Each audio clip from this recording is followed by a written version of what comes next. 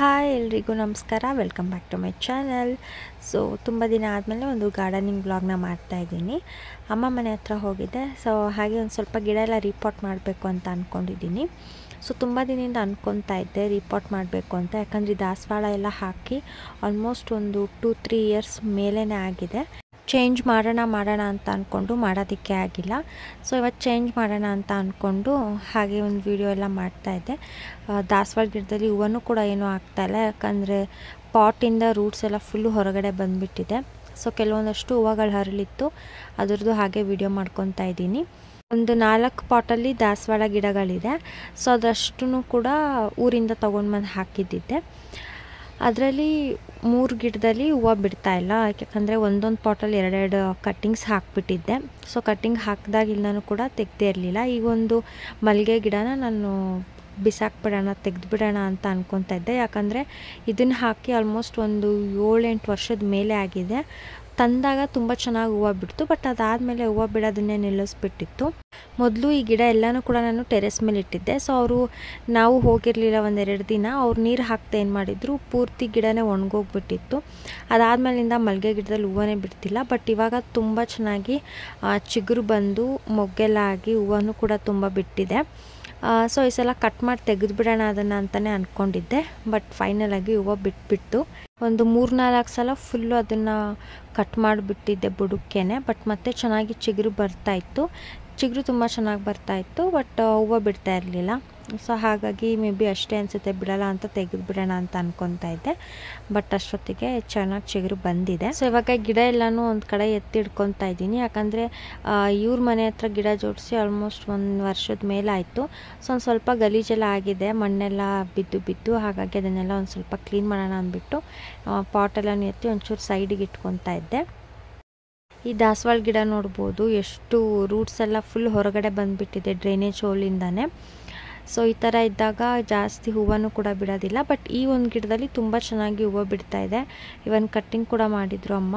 ತುಂಬ ಚೆನ್ನಾಗಿ ಡೈಲಿ ಒಂದು 2 ಹೂವು ಆದರೂ ಸಿಗುತ್ತೆ.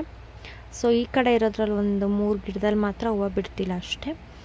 ಸೊ ಇವಾಗ ಒಂದು ದಾಸವಾಳ ಗಿಡನ ರೀಪಾಟ್ ಮಾಡೋಣ ಅಂತ ಅಂದ್ಬಿಟ್ಟು ಕಷ್ಟಪಟ್ಟು ಹೆಂಗೋ ಪಾಟಿಂದ ಹೊರಗಡೆ ತೆಗೆದ್ವಿ. ಫುಲ್ಲು ಮಣ್ಣೆಲ್ಲ ನೋಡ್ಬೋದು ಎಷ್ಟು ಅಂಟ್ಕೊಂಡ್ಬಿಟ್ಟಿದೆ ಬೇರಿಗೆ ಅಂತ.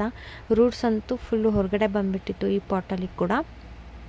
ಸೊ ಇವಾಗ ಬೇರಿಂದ ಮಣ್ಣನ್ನೆಲ್ಲ ಸಪ್ರೇಟ್ ಮಾಡ್ತಾಯಿದ್ದೀವಿ, ಯಾಕಂದರೆ ಮಣ್ಣಲ್ಲಿ ಇನ್ನೇನು ಸತ್ವ ಇಲ್ಲ, ವೇಸ್ಟ್ ಇದು. ಸೊ ಹಾಗಾಗಿ ಮಣ್ಣೆಲ್ಲನೂ ಕೂಡ ಸಪ್ರೇಟ್ ಮಾಡಿಬಿಟ್ಟು ತೆಗಿತಾ ಇದ್ದೀವಿ. ಸೊ ಅಮ್ಮ ಇಲ್ಲಿ ಫುಲ್ಲು ಮಣ್ಣೆಲ್ಲನೂ ಕೂಡ ಬಿಡಿಸಿ ಕೊಡ್ತಾ ಇದ್ದಾರೆ. ಆ್ಯಂಡ್ ರೂಟ್ಸ್ ಏನಿದೆ ಎಕ್ಸ್ಟ್ರಾ ಅದೆಲ್ಲನೂ ಕೂಡ ಇವಾಗ ನಾವು ಕತ್ರಿನ ಯೂಸ್ ಮಾಡಿ ಕಟ್ ಮಾಡ್ಕೊತಾ ಇದ್ದೀವಿ.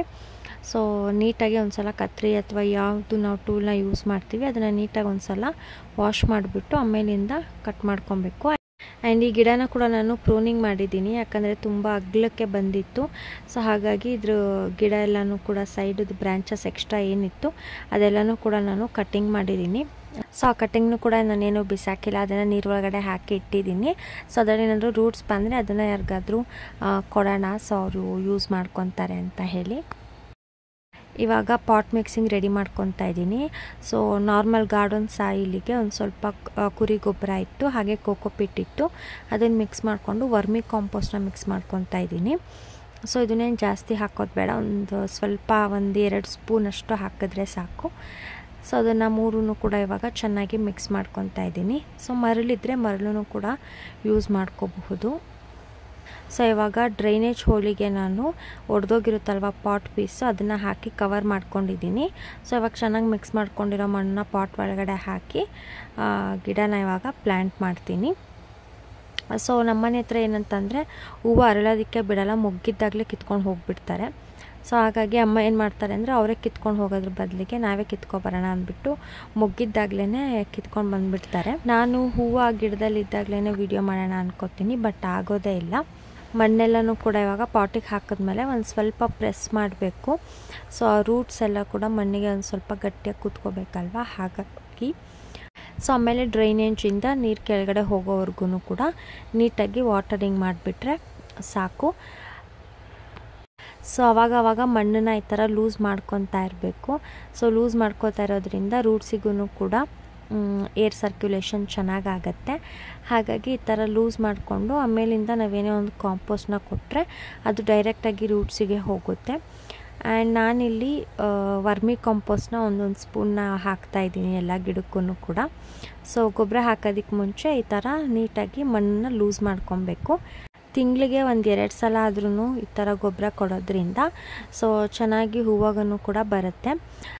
ಈ ದಾಸವಾಳ ಗಿಡದಲ್ಲಿ ಮೊಗ್ಗು ತುಂಬಾ ಉದುರುತ್ತಾ ಇತ್ತು. ನಾನು ನರ್ಸರಿಯಿಂದ ತಂದಾಗ್ಲಿಂದನೂ ಕೂಡ ಹೂವು ಬಿಟ್ಟಿರಲಿಲ್ಲ, ಉದುರ್ಕೊತಾ ಇತ್ತು. ಒಂದು ಹೂವು ಅಷ್ಟೇ ಅರಳಿತ್ತು.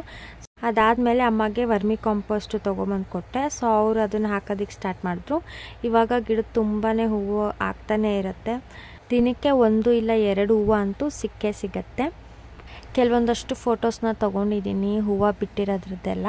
ಅಮ್ಮನೂ ಕೂಡ ಹಿಡ್ದು ಕಳಿಸ್ತಾ ಇರ್ತಾರೆ ಆವಾಗ. ಸೊ ಆ ಫೋಟೋನೆಲ್ಲ ಇವಾಗ ಆ್ಯಡ್ ಮಾಡ್ತೀನಿ. ವೀಡಿಯೋಸ್ ತುಂಬ ಕಮ್ಮಿ, ಯಾಕಂದರೆ ಆಗಲೇ ಹೇಳ್ದಂಗೆ ಹೂವು ಎಲ್ಲ ಕಿತ್ಕೊಂಡು ಹೋಗಿಬಿಡ್ತಾರೆ. ಗಿಡದಲ್ಲಿದ್ದಾಗ ವೀಡಿಯೋನೇ ಮಾಡೋದಕ್ಕಾಗಲ್ಲ. ಆ್ಯಂಡ್ ಇವಾಗ ದಾಸವಾಳ ಗಿಡದ ಮೇಲೆ ಕ್ರೇಜ್ ಜಾಸ್ತಿ ಆಗ್ತಿದೆ ಅಂತಲೇ ಹೇಳ್ಬೋದು. ತುಂಬ ದಿನ ಆದಮೇಲೆ ನನ್ನ ಒಂದು ಗಿಡಗಳ ಬಗ್ಗೆ ನಿಮಗೆ ವೀಡಿಯೋಸ್ ಮಾಡಿ ತಿಳಿಸ್ತಾ ಇದ್ದೀನಿ. ಹೋಪ್ ನಿಮಗೂ ಇಷ್ಟ ಆಗಿರುತ್ತೆ ಅಂತ ಅಂದ್ಕೊತೀನಿ. ಸೊ ಹೊಸಬ್ರಾಗಿದ್ದರೆ ಪ್ಲೀಸ್ ನನ್ನ ಚಾನಲ್ನ ಸಬ್ಸ್ಕ್ರೈಬ್ ಮಾಡ್ಕೊಳ್ಳಿ. ಹಾಗೆ ನಿಮ್ಮ ಫ್ರೆಂಡ್ಸ್ ಆ್ಯಂಡ್ ಫ್ಯಾಮಿಲಿ ಜೊತೆ ಕೂಡ ಶೇರ್ ಮಾಡಿ. ಸೊ ನೆಕ್ಸ್ಟು ಇನ್ನೂ ಒಂದು ಇಂಟ್ರೆಸ್ಟಿಂಗ್ ಆಗಿರೋಂತಹ ಒಂದು ಗಾರ್ಡನಿಂಗ್ ಬ್ಲಾಗ್ ಜೊತೆಲಿ ಸಿಗ್ತೀನಿ. Thank you. Bye bye. Lots of love.